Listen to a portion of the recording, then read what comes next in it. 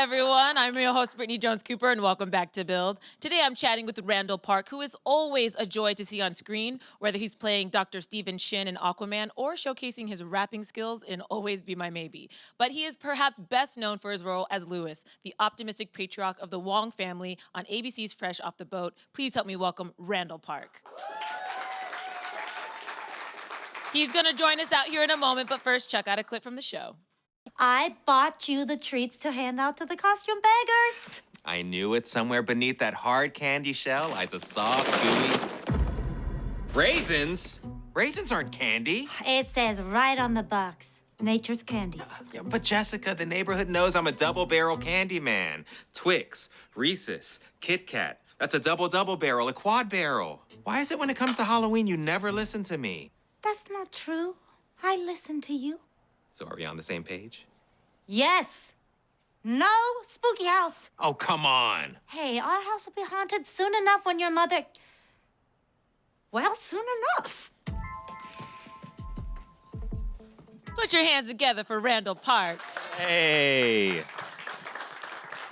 How you doing today? I'm good. How are you? I'm so good. I'm really excited to chat with you because you have so many amazing things going on, and we're going to try to touch on all of it. Okay. But first, I want to talk about Fresh Off the Boat. Yeah. This show is now in its 6th season. 6th season. That's crazy. Yeah. When you hear that, what do you think and feel? Well, it's surreal. It's, I mean, it all moved so fast. You know, I feel like it was season 1 just yesterday, you know? I do too, though, but that's probably a good sign, you know? Yeah. It feels like it's still bringing in new conversations and it's still a lot of fun. Yeah, and it's, you know, it's the type of thing where when we first started in the first season, it was like I couldn't believe we got picked up to series, you know, because at the time there were no shows like that with an Asian family, you know. I mean, the last one had been on network TV, had been 20 years before, so I was like, well, the chances of us getting picked up the series is very slim. And then we got picked up the series, and then next thing you know, we're 6 seasons in. Yeah.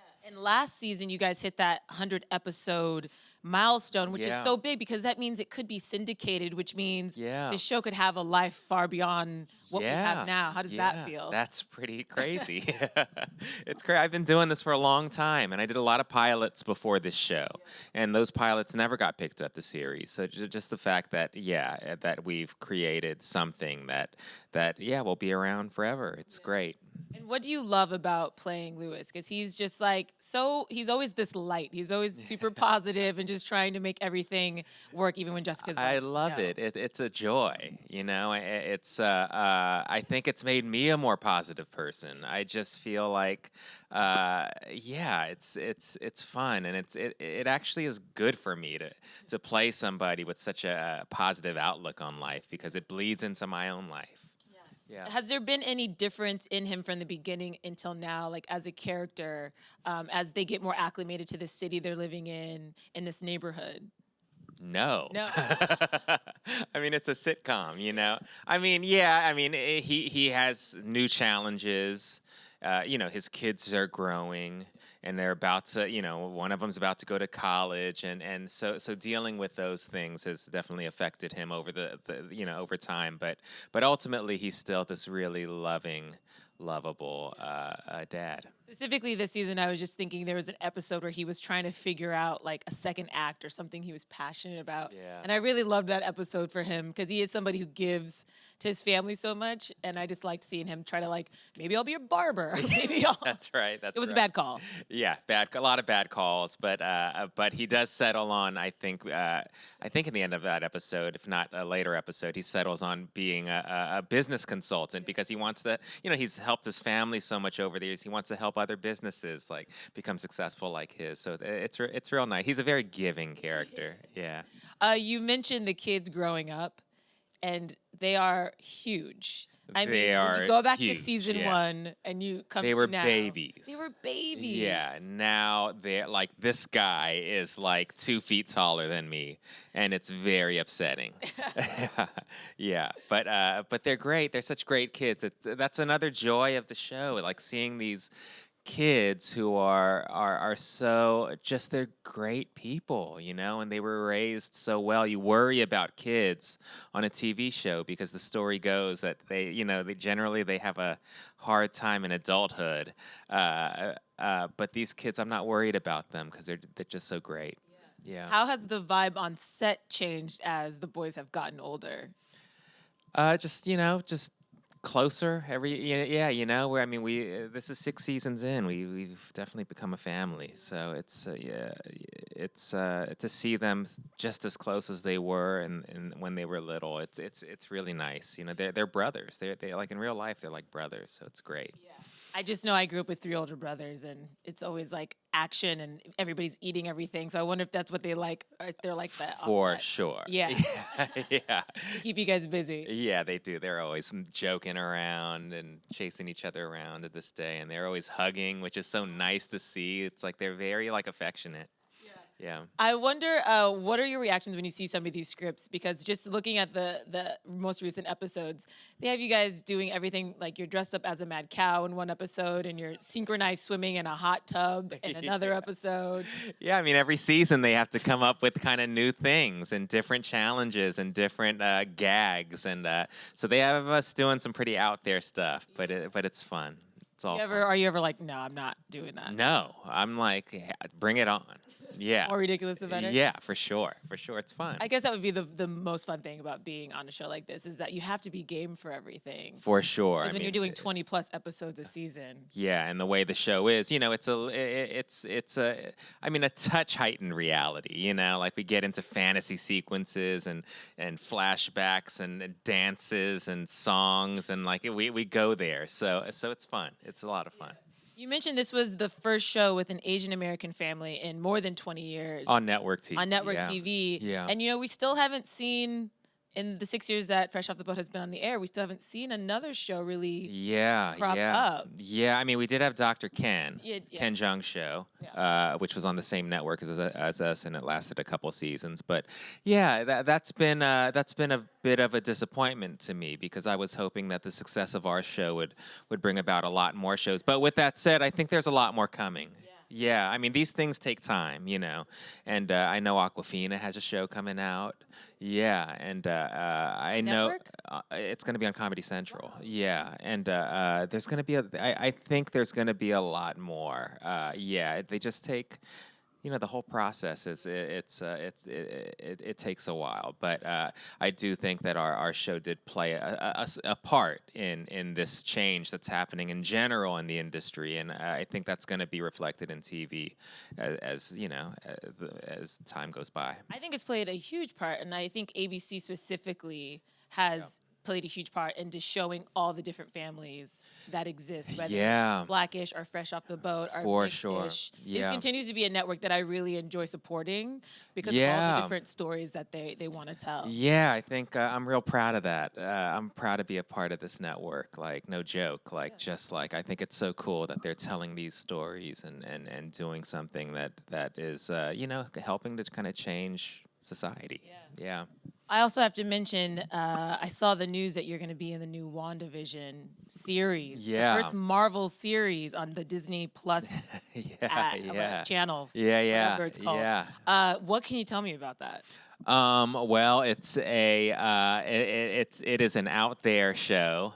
And it's, you know, I'm reprising my role as Jimmy Woo that I played in Ant-Man and the Wasp, and I'm going to Atlanta tomorrow to start to do a table read with some of the cast, and I can't say too much, but it is an amazing show, and it's very different. Yeah. Because it's sort of like set in a different era, right? But there's still you can't say anything. You're good. You want to keep your job. Yeah. But what was it like for you auditioning? What was that process like? Or you already played Jimmy, so yeah. So I didn't. So they came to me and said, "Hey, well, you know what? I had a meeting over at Marvel, and just a kind of a general thing. Just they were like, you know, to talk about." You know, where I was at and where they're at. And I was like, yeah, I would love to bring Jimmy Woo back if there's ever the opportunity. And then like a week later, they were like, hey, come back. We want to talk to you about this show. And I was like, great. Yeah. Is it extra exciting to be part of this Marvel universe now? I mean, it's like the coolest thing to be a part of. Yeah, it's surreal because I grew up collecting comic books and I was a big Marvel fan, so just to be in that world and to play a character that was actually in the comic books. And then on top of that, the same year to be in Aquaman and to play a character that was in the DC universe. I mean, that was pretty surreal. Yeah, I don't know many people who have a toe in each world, the DC Yeah. world and the Marvel world. You might be Yeah, I kind of mean, special there's in a that way. few. There's a Yeah. few of us, but I don't know how many were in the same year. Which was pretty cool. But yeah, and I'm looking forward to whatever happens with that character because that character is going to come back for Yeah, sure. they have said Aquaman 2 is sort of in the works a little bit. Yeah. So your yeah. character will be coming back. And I would imagine your character has a little deeper storyline this second time around, I think so. But based on that first one. For sure. Yeah. For sure. And you're not yeah. going to tell me I can't tell you anything. Yeah. no. You're just like, when you're part of these big comic book worlds, they have I like locked down. know, Don't they? they do, but for good reason because they wanna entertain and surprise. Yeah. When you go back to young Randall starting out acting and you look at just I was not that young when I started out. I was like in my later 20s. Okay. Yeah. What did you do before that? I was doing graphic design. Yeah. I was doing theater and I was doing like stand up and improv and all that stuff, but I was kind of doing it for fun. I really wanted to do it as a career, but they were just like my parents were like no, and also I was like it's so hard, and I knew how hard it would be, and then like at a certain point into my adulthood, I was like, I should just try, go for it. What And was then I your went for it. first kind of big audition that you went out for and got? The first big, it was probably Wild and Out with Nick Cannon. Yeah, he has this improv show on MTV. It's still going on to this day, and I was a cast member of that show for a few seasons, and that was like a big thing for me. That was like my first like kind of semi-regular thing on TV. Yeah. That show's a big deal. It's still on. I mean, Yeah, I used to yeah, watch it's it. huge. And so that's where you were showcasing your rapping skills a little bit. A little bit, and also improv and like all these things. Yeah, it was a fun like kind of training ground for me. Yeah. I yeah. love how comedic you are too. I mean, that's like your root is doing Wild and Out, and then like in Always Be My Maybe, we saw like, yeah, and I love that that's yeah, a role yeah. that you created for Yeah. yourself. How Yeah. important was that for you to I be in a mean, position to create that role for yourself? I'm a huge fan of rom-coms. I love rom-coms, and I just was, in my career, I never got the opportunity to play a romantic lead. It was never like brought to me, or even like I never even had a chance to audition for a role like that. So I just got to a point where I was like, yeah, I think I might have to kind of write it myself, So Allie and I, we both love rom-coms, and we were like, let's write these roles for ourselves. Yeah, and that's what we did. And you had met her in the theater group, right? That you Yeah, had well, when started? I was in college, Yeah. I had co-founded an Asian American theater company that Allie would eventually join, and it was through people in that theater company at UCLA that we became friends. That is such Yeah. a cool story. And I Yeah. think such an important thing to note of like the importance of the community that you have built and continue to foster in your career. Yeah. I mean, that was one of the main reasons why I wanted to get into kind of acting and writing and storytelling. It was through that theater company at UCLA. It was just so, to be able to kind of. It was an Asian American theater company. We were telling our own stories. We were performing for the whole campus. It wasn't just for the Asian American students, but it was really free because in that company, I did get to play the romantic lead. I did get to play the villain. I got to play everything. So and then I got into I pursued a professional career, and I was like, well, this is not like it was in college. There are a lot more limitations. But I do find that it's starting to change, and those opportunities are starting to open up for all of us. Yeah, I know. I read that you said that early on you had to just be very careful what roles you were walking into because of how much you've educated yourself on stereotypes in our culture and just like Yeah, knowing. yeah. You know, it's a tough thing to navigate early on because because I did come from this Asian American studies background, and I was entering this world that was not very, kind in terms of the portrayals that they offered. So. Yeah, it was tough, and at the same time, I needed to, make a living. So there were a lot of those kind of inner kind of discussions as to what was worth taking, what was, what would, how could I sleep at night and take this, like all that stuff. But yeah, thankfully, again, it's all starting to change, and people are becoming more conscious of the images they put out there. Yeah, people are becoming more conscious, but I also think we have performers creating their own work, Yeah. writing their own stories, and you're starting your own production company, Yeah, right? So tell me yeah. more about that because that's very new news and I think Yeah. really, really important. Yeah, that just got announced. But funny, it's two friends from UCLA who were in that same theater company that Allie was in as well, along with a bunch of other people. I mean, that time was so magical for us that for a lot of us in that company, we were like, we want to do this for a living, And one of the members became a writer, and he became this award-winning playwright, and then he wrote for TV and film. And the other became a producer, just on his own. We were all separate, doing our things separate. We still stayed friends, but we were kind of pursuing our careers separately. And then it just, 20 years later, we just kind of got to a point in our careers where we were like, let's like bring the band back together and start a production company and tell those same stories we were telling in college, but on this like, pro Yeah. legit level. Yeah, yeah. So we formed this company, and we got a deal with 20th Century Fox, and they understood what we were wanting to do, which was to tell these stories from this particular perspective and leaning comedy, which was always our thing, even in college. So yeah, it's real exciting.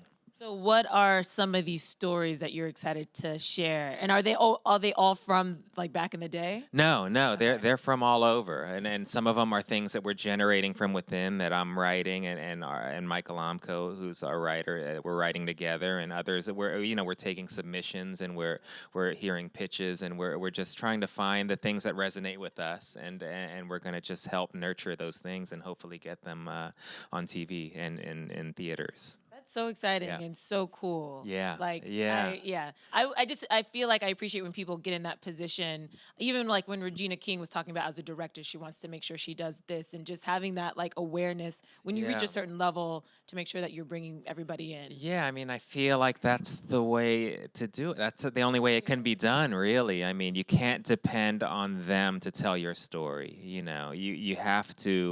You have to do it on your own, and you have to kind of help others when you have that opportunity to do it on their own.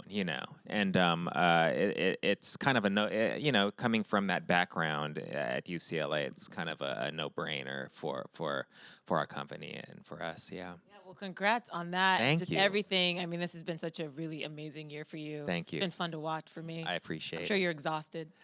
Pretty tired. Before we go, we do have a question or two from Sure. the audience. Who do we have first? Oh, right there. Go for it. Yeah, to stand up. Hi, thank you Hi. so much for speaking to us. Of course. I want to know what's like the major differences between like acting on like a Marvel movie versus like your Netflix Always Be My Maybe. What's like the difference there? Gosh, surprisingly, they're very similar. Well, my experience on the Marvel movie, I was surprised at how loose it was, how friendly everyone was, and how much they let us play on set. Like a lot of this what I did in Ant-Man and the Wasp, a lot of that was just improvised. We were just like playing around, and that's something that we definitely did on our movie for Netflix. I'd say the main difference is that with Always Be My Maybe, I was working with my friends that I had known for a very long time. Eddie Huang, I mean, we'd known each other for a very long time. Nahnatchka Khan, who directed the movie, she's the creator of Fresh Off the Boat, and I've known her for since the beginning of this. So there was a comfort level there that I mean, I was very comfortable on the Marvel set too, because everyone was so great. But this is a different kind of comfort, and it very much felt like home and making stuff with your friends. I'd say that experience is what led to the production company in part, because I just had so much fun working with my friends that I was like, I just want to keep working with my friends, you know. So I'd say that was the main difference. But ultimately, both were really, really fun. Yeah. And next one. Hi. Hi. So you're 6 seasons into Fresh Off the Boat, and it's such a wonderful and really funny show. And you were talking earlier about like how your character finds themselves in like these really quirky and funny scenarios. And 6 seasons in, do you have a favorite episode or kind of storyline that you've gotten the chance to do? Yeah, you know what? I've been asked that question a few times, and I think the one that stands out to me is this one episode called The Fall Ball, and it was basically about Eddie, played by Hudson Yang. I mean, this was when he was like way smaller than he is now, but he was going to like his big school dance, and I I was so excited to chaperone him and kind of teach him, you know. And there were a lot of kind of heart-to-heart moments, and I remember just being really connected with Hudson during that episode, and he's such a sweet, lovable human being, you know, but I really got a sense of that during that episode, and we really got to bond during that episode, and also he was so great in it. Like, he had a lot of kind of emotional heavy lifting to do in that episode, and he you know, you could tell this kid was going to become a really great actor, and he's just incredible. So that episode really resonated with me. Yeah. I always really think the Halloween episodes you guys do are super memorable too. I just watched this last one. Were there any funny stories from that one? I mean, Constance Wu running around as Chucky was pretty memorable for me. Yeah, that's right. That's right.